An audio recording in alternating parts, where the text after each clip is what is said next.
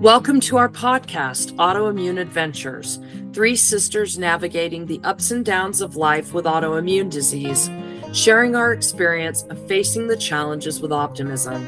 We hope that even in the smallest way, this will help you navigate your autoimmune journey. We are not medical professionals, and the content of this podcast is not intended to be a substitute for medical advice, diagnosis, or treatment. We encourage you to address any medical issues you may have with your doctor.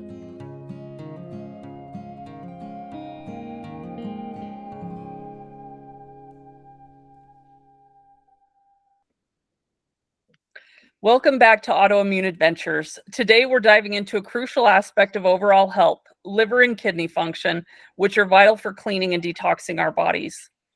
When you're living with an autoimmune disease, supporting these vital organs is a key to feeling your very best. And we'll explore how these organs are connected to autoimmune conditions, share some practical tips for optimizing their health. So grab a glass of water and come join us. Please remember, before making any significant changes in your diet or lifestyle, especially if you have an autoimmune condition, it is crucial to consult with your healthcare provider.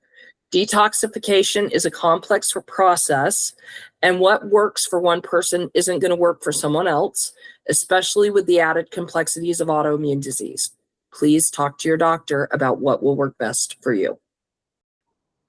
In order for us to do the best job that we can with detoxification, we have to understand what we need to avoid so that we're not adding more to our bodies and causing more problems that we're going to have to detox from.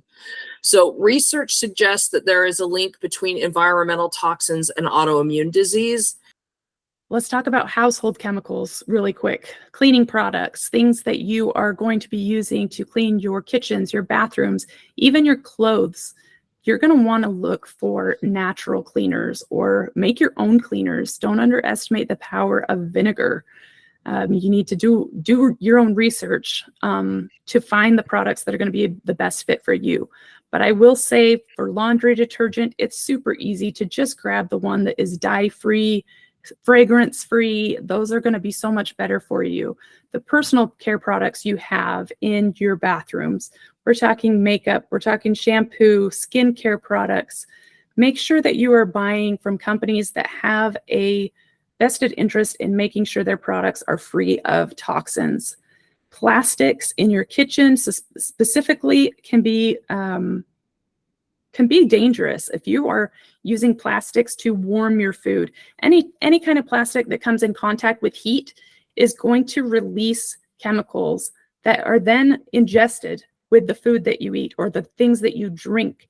If you go out and you get your coffee at your favorite coffee place, take that little plastic lid off. Don't drink out of it.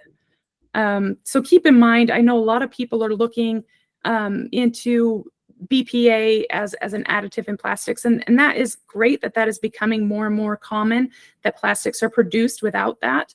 But especially in your kitchen, just avoid using plastic if you can. Another common one is food additives. One of them is artificial sweeteners, aspartame, sucralose, and saccharin. You've heard us talk about different alternatives to processed sugar, and there are a lot of them. There are a lot of great natural ones that come from fruit. There's coconut sugar, all kinds of things. You don't have to use the aspartame, the sucralose, and the saccharin. There have been a lot of studies that show how unhealthy those are for us. Food dyes can also be a problem. They've done research that shows that food dyes can be linked to hyperactivity in children, and they are currently doing research to see if there's a connection between food dyes and autoimmune response, especially for those people that have autoimmune diseases that have already compromised their kidneys. Food dyes is a big one. I mean, all of these are important, but food dyes is one that I know they specifically ask you to avoid if you already have issues with your kidneys. Some of our really common preservatives or even flavor enhancers like MSG, nitrates that are often found in lunch meats, artificial flavors, and other things like that. Just a good way, kind of a good rule of thumb that I've found is look at how many ingredients, look at the ingredients of whatever it is you're going to be eating. If there are a ton of things that you can't pronounce or you've never even heard of, maybe you want to look at something that's got a few less ingredients, that's a little more natural, as a way to keep some of those toxins out of your body. Another important one with food is to make sure that you wash your produce extremely well. We'll have a link at the end of this podcast about ways to wash different produce and ways that you can help get the pesticides off. It also will help to preserve your food for longer, which is important because if you're not used to eating a lot of fresh food, you may not know how to keep it in your fridge and have it last as long as you're going to need it to before it goes bad. So if you wash your produce the right way, it will lengthen the time that you will be able to eat it, which is good. Plus it keeps it clean, which is also good. Gets rid of those nasty environmental toxins that we see, like pesticides. You can choose organic produce whenever possible, but as we've discussed, we know that you might not be able to afford it. I certainly can't always afford organic. So I have learned to wash my produce really, really well, and that gets rid of those pesticides. You need to think about heavy metals. These can be found in fish, the dental fillings in your mouth, the cookware that you eat with. So think in terms of making sure that you are buying the best you can and doing the best you can. We understand that some people have limited budgets, so don't let that get up and upset you. Just think in terms of doing small baby steps, and as you do that over time, you'll be able to narrow out some of these problems. Mold is an issue that is particularly bad. It can really trigger your autoimmune response, and it hangs on forever until it's killed off. So if you're noticing that you are having a lot of really bad allergies, or if you find a mold infestation in your house, or you just notice that things smell weird or taste weird sometimes, go to the doctor, find out if you have a mold problem in your body, because you can have a mold problem in your body. And then remember, as we reduce our toxin exposure, it's just one part of managing our autoimmune disease. But if we reduce it, that's one less thing that we have to worry about, so that our liver and our kidneys can effectively detox. So now we're going to talk about how that works. When we're talking about detoxification, I think detox is a buzzword, I think, lately. And you've probably heard of detox systems. I have friends who have spent hundreds of dollars on systems like this, or who once a month do this crazy detox cleanse, whatever. Just want to debunk a myth and let you know our bodies are capable of detoxing on their own, but they do need support to do that, right? Your liver and your kidneys are constantly working to eliminate the waste products from what is coming in to your body. And that is why it's so important that we are supporting them through healthy habits. The quick fixes, the protocols of the celery juice cleanse, all these, there's a lot of crazy ones out there. Not really a thing, guys. I hate to break it to you. Maybe you have done one. Maybe you've even found help through one. If so, great. But I think your doctor would agree that your body is naturally meant to detox itself. You just have to support it so that it is capable of doing that. The one exception to that is we recognize there are people out there, because of their autoimmune diseases, that they may already have issues with your kidneys. And if you're to the point that you have kidney failure and you have to do dialysis, that's a whole different thing. And obviously you would be going step by step with your doctor on how to deal with that. But in general, if you have not had issues with your kidney or liver, they are going to be able to take care of your body and help you detox if you support them. There are some specific considerations that we need to take with autoimmune disease. For instance, you need an individualized approach. What works for one person isn't going to work for someone else. The things that we're going to be talking about in today's episode are more, as Alysia said, for support of your kidneys and liver, so that they can do the job that they were meant to do. So listen to your body. Pay attention to how you feel and adjust your approach accordingly. So if you find that certain things that you eat that are supposed to be healthy don't make you feel good, then you need to talk to your doctor or consult your nutritionist and say, hey, this is what's going on, and let them know. Now, we are big believers in supplementation, but we have gone and gotten specific instructions from people who were trained.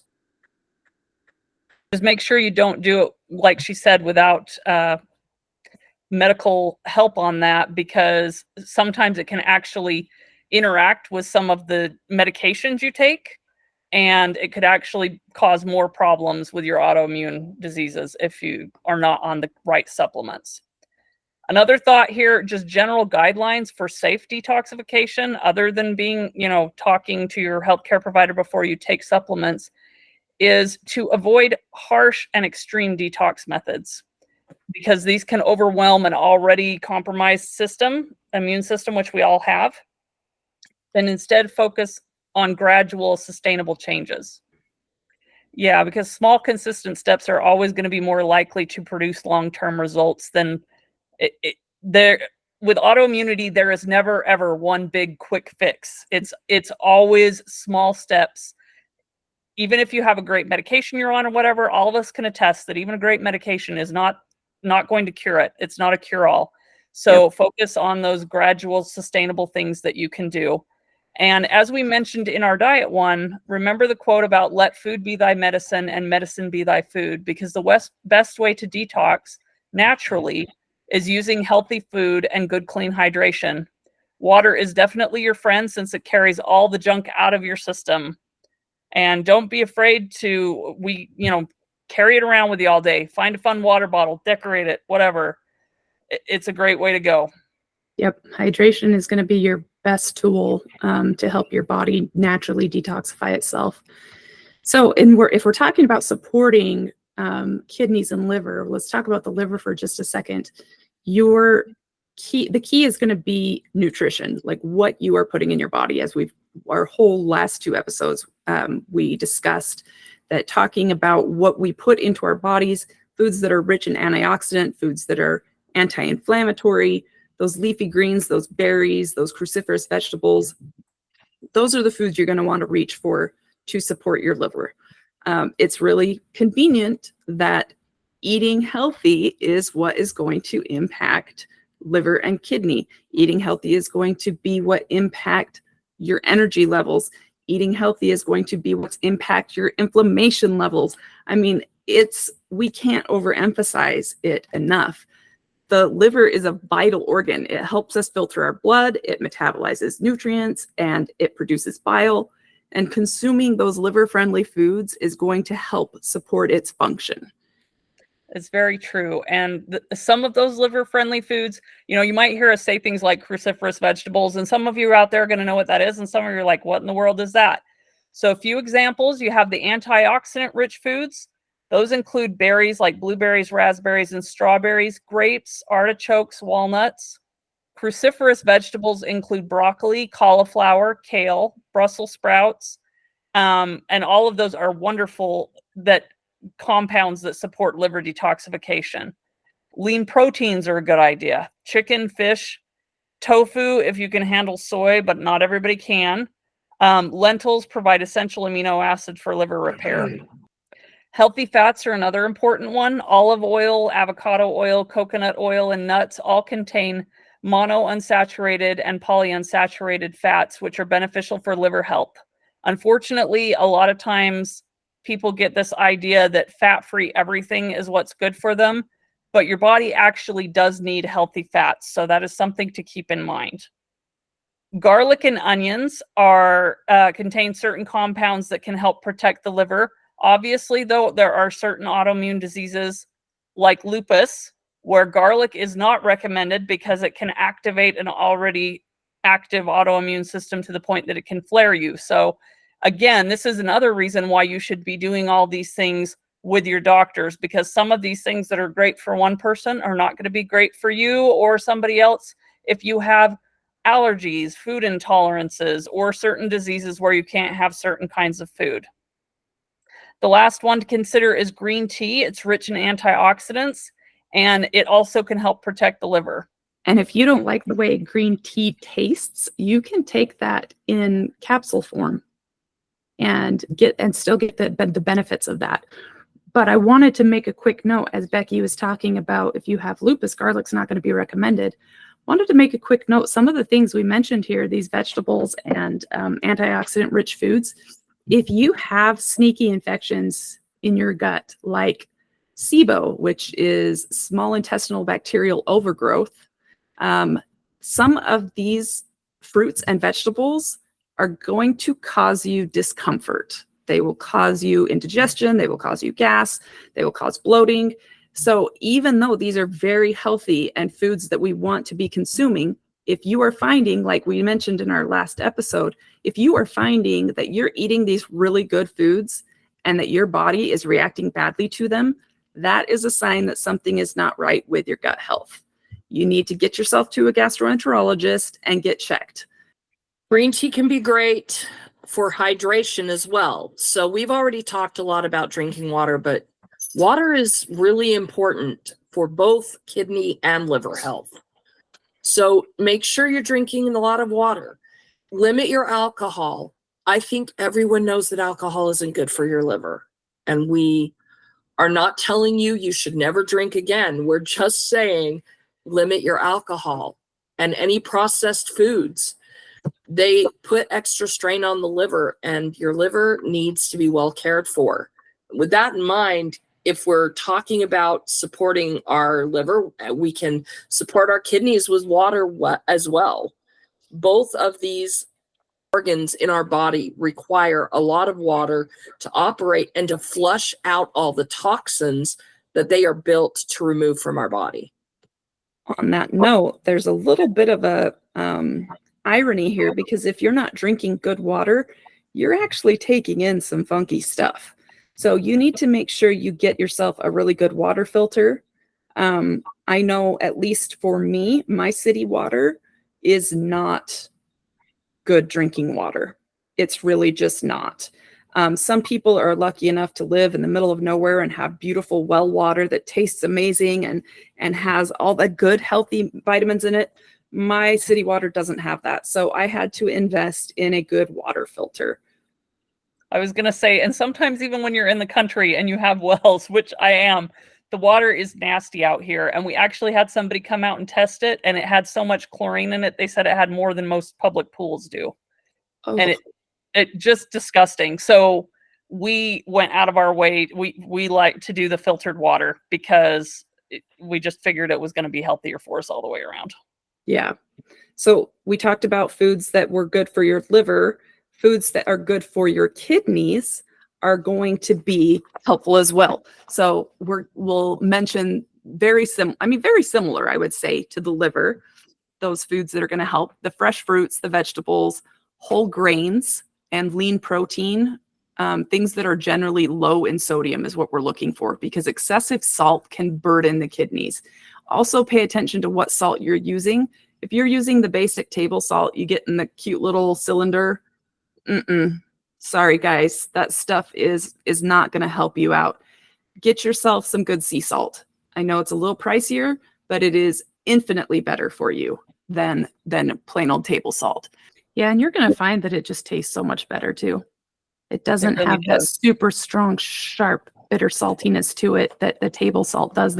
It's chemically derived. It's not, it's man-made. It's not natural. So you will also find that potassium-rich foods are going to be helpful to support your kidneys. Things like bananas, oranges, avocados, spinach, they're going to help regulate your blood pressure, and that is going to support your kidney health as well. Calcium-rich foods are things you're going to want to reach for if you can tolerate dairy products. Obviously, we all know that's a good way to get your calcium. Leafy green vegetables, especially kale, and fortified plant-based milk can be really good as well. I know there's lots of plant-based milks that fortify it, and they have as much, if not more, calcium than some of the dairy products out there. And that is also very important for kidney function. Fiber-rich foods, that's going to help in a lot of ways, not just in kidney health, but those whole grains, those fruits and vegetables, the the things that are going to promote digestive health. They're going to help things move through your system, and then that is going to in turn help your kidneys work better. Keep in mind lifestyle factors related to your liver and kidney health. And we're back again to our big six that we refer to. I know this is one of the big six, but there are 3 other ones that come in that really help with your liver and kidneys as well. And that's managing your stress, because chronic stress can actually negatively impact your liver and kidney health. Adequate sleep is important because sufficient sleep is essential for overall health, including your liver and kidney function. I know this is a weird one. Any of us that have inflammation or swelling, that's something I have a big problem with, swelling in my legs and ankles especially. Sleep is crucial for me. That is the time where my kidneys just flip on. It's like a magical switch, and I lose so much of that swelling and that water weight gain overnight. So adequate sleep is very important. And again, regular exercise, because physical activity can help boost your circulation, which then also supports blood detoxification. And I wanted to add in here, if you're not familiar with your lymphatic system, this is probably a good opportunity to do a little research and learn that that is also a detoxification system in our body. We're going to have a whole episode on lymphatic health and ways that you can improve your lymphatic movement in your body. But if you're not familiar with it, I really challenge you to do a little research. That was kind of new to me, but now I try very hard to take care of my lymphatic health. That is going to help your body naturally detox. Hydrotherapy is also good. Warm baths or showers can promote relaxation. That also supports detoxification. And if you are healthy enough and your doctor approves it, hot cold therapy is good, where you get in a hot shower and you stand under it for a little while, and then you turn the hot water all the way off, and then just try to tolerate the cold for a little while. It shocks your system a little bit, but not in a dangerous way. Hot cold is also really excellent if you have sore muscles. But again, do it under medical supervision, because if you have heart problems or you're pregnant, that might be a little bit much. But for most of us, standing in a shower and having it as hot as we can stand and then as cold as we can stand, that's something that most of us can do. And it's amazing how much better that can make you feel, that just that one simple thing.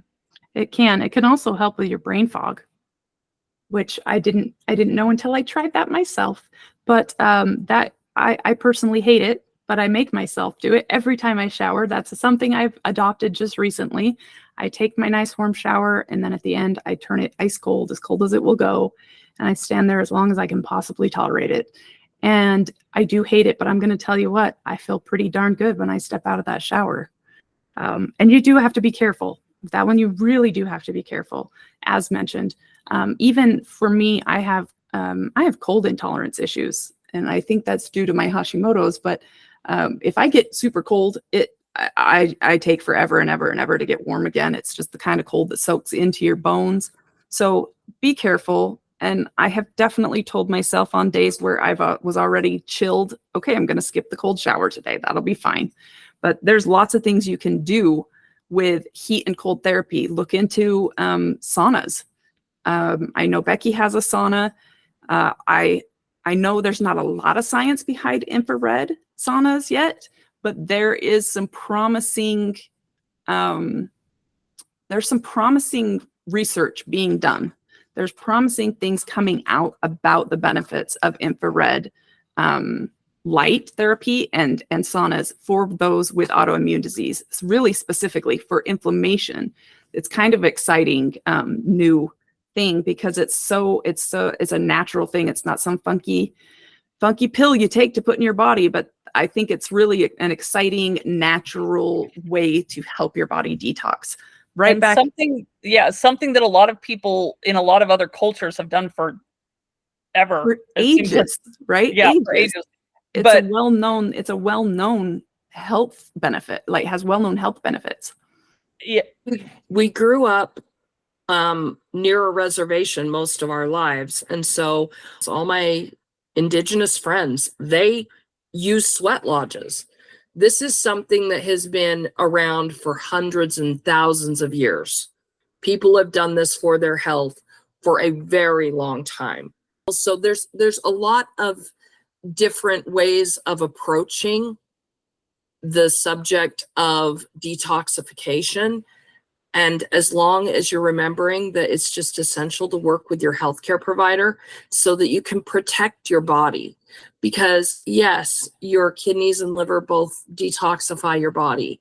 But if you're doing something that ultimately is going to damage them because of the specific and very unique difficulties that you may be having with your disease, then you're doing something that's counterintuitive and it's not going to help you feel better.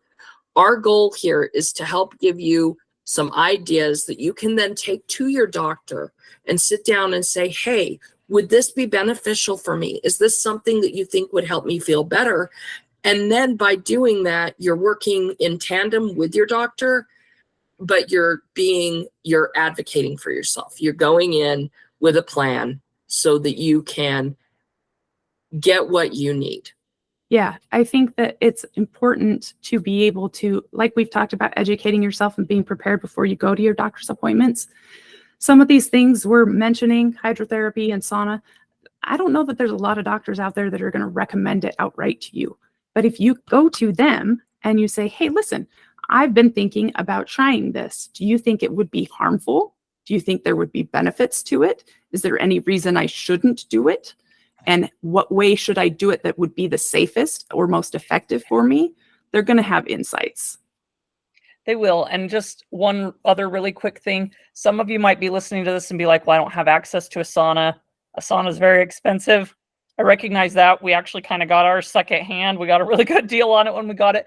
But there are actually, one of the things my doctor recommended before we got our little secondhand sauna was that there are sauna sleeping bags, almost is what they call them. And they're much cheaper that you can get online. So there's some ideas there. But again, please consult your doctor before doing any of that. Yeah, there's a lot of unique ways you can get those benefits. And really, if you can't sauna, just get yourself sweaty. Just get sweating. Sweat is such a great detoxification for your body. I agree. So we hope that we have given you some inspiration of things that you can take and chat with your doctor or nutritionist about and kind of figure out and make a plan that is very much tailored to you. That's the key. Go and get your help from the people that you know are going to protect you and help you to live the best life, and then move forward with that plan. Please join us next week on Autoimmune Adventures as we discuss joyful movement and how to find fitness that sparks your interest in exercise despite your autoimmune diagnosis. If you've got questions or suggestions for future episodes, we're all ears. Hit us up on social media, visit autoimmuneadventures.com, or leave a comment. Remember, subscribe so you can join the adventure and discover ways to move your body with joy.